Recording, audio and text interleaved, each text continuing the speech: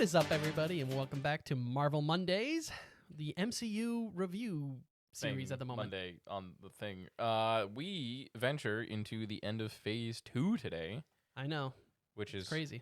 wild. It's both been long, but also short because we've had spurts. We're also not even halfway there either, which is crazy to think about. I was talking to Gray about us doing these, Yeah. and he hasn't seen a lot of the more recent stuff. If you guys don't know who Gray is, Gray Harbinger, we have him on the podcast very often. He's kind of our manga anime guru, if you will. Yeah. Pretty cool VTuber. Posts basically never. Mostly just more of his content is on our channel than his own channel, so. yeah. But yeah, and he hasn't seen a lot of stuff as of late. And we were going through the later phases, and man, there's a lot of stuff. Yeah, Phase 3 itself, I think, is like 12 movies long. So which is like 3 months worth of content for us. So we're chilling. We chilling. But yeah, so today, if you haven't noticed by the title of this video, it's Going into Ant-Man. Yes, IMDb is sitting at a 7.2 out of 10. Rotten Tomatoes, 83% critics, 85% audience. The budget was, let's just say, 170 mil. Box office, 519.4 million. Obviously, the studio's Marvel. The director is Peyton Reed, and it released July 17th, 2015. 2025 you have in the list. That's 15, I believe. Hope that's Wow. right.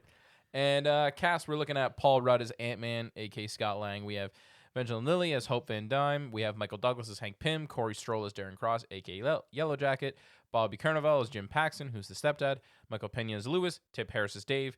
David Desmalshane as Kurt, who are the three musketeers to Scott Lang, if you may. And then guest starring Anthony Mackie as Sam Wilson, a.k.a. Falcon, for the one scene. And Connor, what did you like about Ant-Man? Yeah, so the Ant-Man film, I guess as expected when it comes to a Paul Rudd casting, similar to a Chris Pratt casting, maybe you're expecting there's to be some comedy. Yeah. And the comedy was pretty solid. And it's not a ton of the Paul Rudd stuff I found to be as funny as more of the accompanying cast. Hank Pym, super funny. I love the way that they handled his humor. Yep. Very direct, kind of sassy, if you will. Also, Luis thought his storytelling is Top chef tier. kiss. Yep. Absolutely remarkable. Some of the highlights of the film, really. But he got the van. But yeah, I thought there was also some really cool attention to detail when Ant-Man is shrunk down, and just the way things look. The first scene, you think of the bathtub, and then seeing the vacuum cleaner, and seeing the components that are make those things work, or how they would look. I thought there was a lot of good attention to detail. Even like, you think the fibers of a carpet, stuff like that. Just is really well cool done. to see. Obviously, they could have went very simple and just had him on like a hardwood floor, and there's like nothing to really look at kind of thing. But Yeah. they did a really good, especially that first time he shrinks in the suit.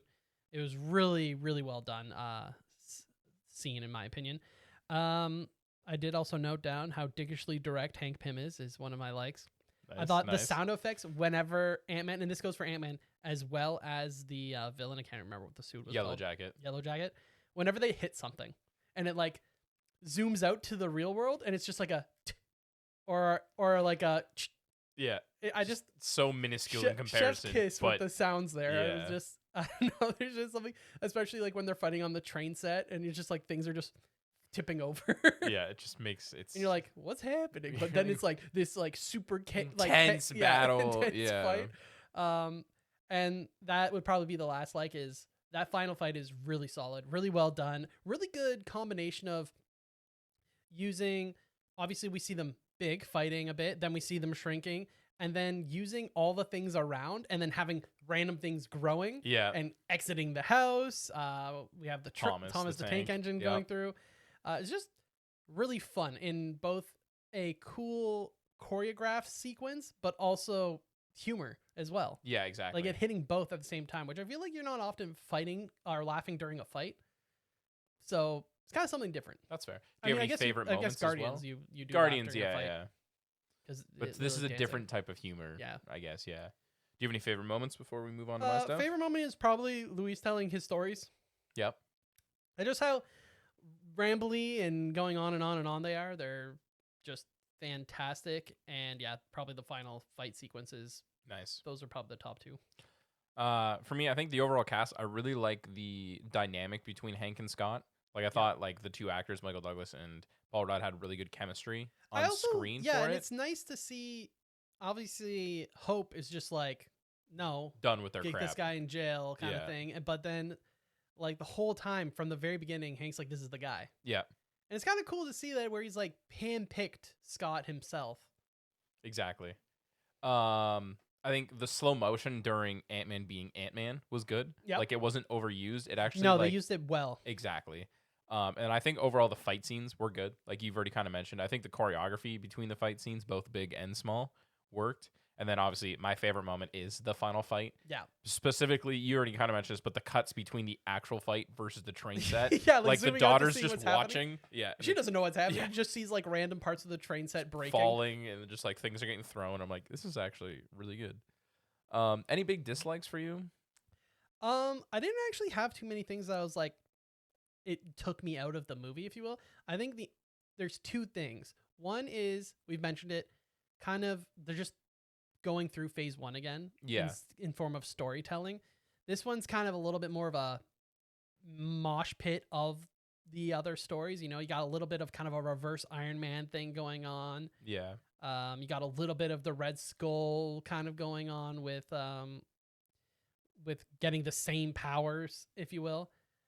And so that's like, but part of that's also just superheroes, you know? Like, a lot of superheroes just kind of fall into that equation of like, sometimes villains, they just don't really like, they're just bad. They're just bad people. They're just a reverse version of your, like, I mean, obviously Reverse Flash is the epitome of like, in this case, it's like, oh yeah, it was his protege and he saw himself in it. And then by not telling him enough, he became evil, I guess. Yeah. But then you could also argue he probably was always going to be super greedy and just not a good person. Yeah. And then my other one is, this one is so just like niche and not really, it's so nitpicky, but I just really hate the whole stereotypical white knight cop who's like, in this case, we have the cop being the stepfather to Scott Lang's daughter. Yep. And he's like, oh, yep, Scott, you're a criminal. You can't see your daughter until you get your shit, which is fair. Like, the child support, totally that is all understandable. totally fair. Yep. But he's like,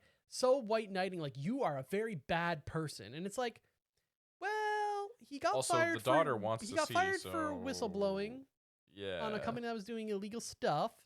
And then the thing he did was very Robin Hood-esque. Like, yes, it was illegal, but also I think a lot of people who would look at Scott's crime in the real world would be like, it's very now you see me. Like, you went to jail. Yeah, you went to jail, but I don't actually think you're a bad guy kind of idea. I mean, literally, the Baskin Robbins managers like...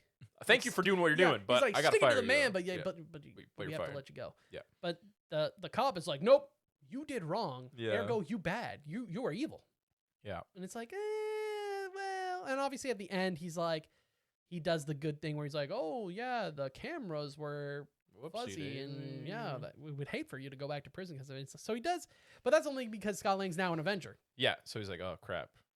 Now I got to respect this guy because he's one of the cool guys. Yeah, so that's very nitpicky, but yeah. I got a more nitpicky. Okay, I just don't like that cop archetype. Yeah. Where they're just like, they can't, especially like when you see, not a lot of cops are exactly super good in general in real life. No, exactly. So it just feels out of place almost. I don't know, forced, if you will. Yeah. My dislike is even more nitpicky because Oh, not, it's the encompassing of more than just this film. And it's more just me being like, from a comic book standpoint, I'm like, come on, guys. Because like you have Ultron come out and he's like the one of the biggest baddies, you know, and you have the creator of Ultron. And then the next movie introduces the creator of Ultron from the comics. That is very and weird. I wonder if there was ever a plan to have Ant-Man beforehand. Maybe. And then something, maybe it got pushed back. I didn't look too much in it, so. Yeah, I think it could have been interesting because if you created Ultron, like the first version of him, you know, and then that would have been like a failed version of Jarvis.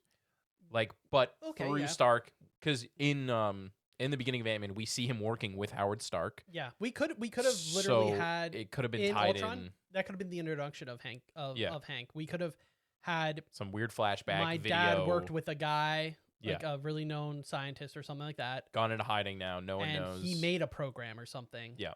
Something could have just. We've like updated that. it since yes, then, and thus we've taken that exactly. and combined it with the staff. Yeah.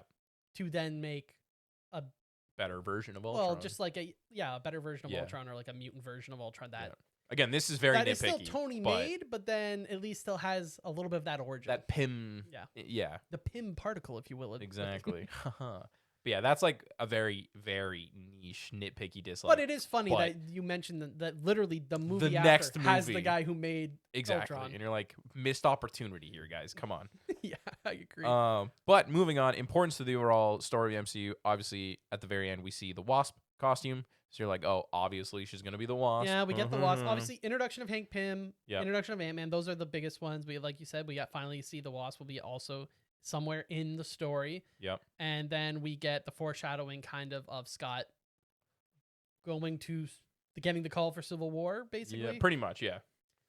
Obviously, as a watching it when it come out, you wouldn't really know. You have no idea why Falcon's looking for him. Now we know why.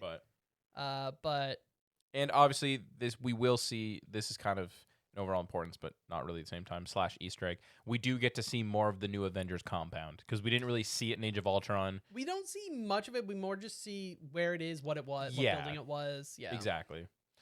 Easter eggs wise, we have Darren Cross drops the Tales to Astonish, which is the name of the comic that Ant-Man first appeared in.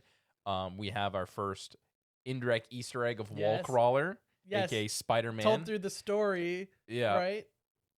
Where he's like, oh, a guy wanted to reach out to you, and then it's like this guy swinging and wall crawling or whatever, and you're just like And then a really interesting Easter egg is after Scott puts on the Ant-Man costume, he's going through and he ends up jumping out the window and falling onto a taxi. The actor that is the taxi driver is the only person who's ever actually played Ant-Man in live action. Oh, and he's that's from cool. an SNL sketch. No That was way. the only time before this that Ant-Man appeared in live action, and it was from 1979. Oh, wow, okay. Yeah, he was an SNL cast member, and he played Ant-Man in some weird like superhero sketch. Well, that is definitely very cool. That is the most interesting and most niche Easter egg for it. And obviously, Stanley cameo is Louis when he's telling his stories and stuff like that. I think it's at the end when Falcon's looking for bartender? him. Yeah, he's the bartender. Sometimes Stanley cameos, they hit, and sometimes they're just like, oh, we just got to put him in somewhere. Yeah, quick. Sometimes you can tell when they're like thought out well. Yeah. I think back to, is it the Amazing Spider-Man 2, the library scene, or 1? 1. Yeah. That one's epic. Arguably one of the best Stanley cameos. He's got the headphones. The headphones, there's a huge fight going on. You're like, just doesn't notice anything. I love that one. Yeah. That one's so good. And then we got 2 clips for the post-credit scene. Like you mentioned, Janet seeing the Wasp costume. Yep. And then Falcon and Captain America finding Bucky. Which is very random at this time, but obviously we'll find out next Monday why that scene's important. Very important. As we start phase 3 of the MCU. Yep. Which is super exciting. This is the phase that probably has the best movies. Also the longest.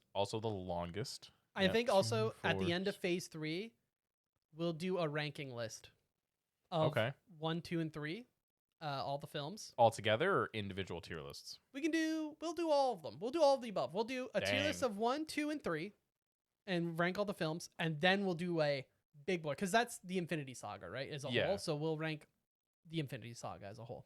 I think that'd be a good little thing. And you guys will link a tier list for you all to join us as well. And yeah, what's your final rating for the film? For Ant-Man, it was tough because I liked it, but I didn't love it, you know? Yeah, I feel that. So I think I'd probably put it... Obviously, it's not as bad as Iron Man 3 or Thor 2. I want to say it's a little bit better than Age of Ultron. I'm leaning the same way. I'm thinking 7.5. Yeah, I think right 7.5. in between Guardians and Age of Ultron. Yeah, I would agree with that for sure. Definitely, if you haven't seen it, check it out. So Ant-Man is a good one-off movie. If you're just looking for a superhero film, it doesn't like forcibly connect to everything. It's true. Like Falcon, that's like one scene. It connects to everything and obviously introduces a lot for the MCU. But nothing crazy. Yeah, but you can definitely watch it on its own and not get lost in the MCU sauce. Exactly. But yep, thanks for watching, guys. We'll see you guys next Monday for another Marvel Mondays. Don't forget to like, comment, and subscribe. And have a lovely rest of your Monday. We'll see you next Monday. Bye. Bye.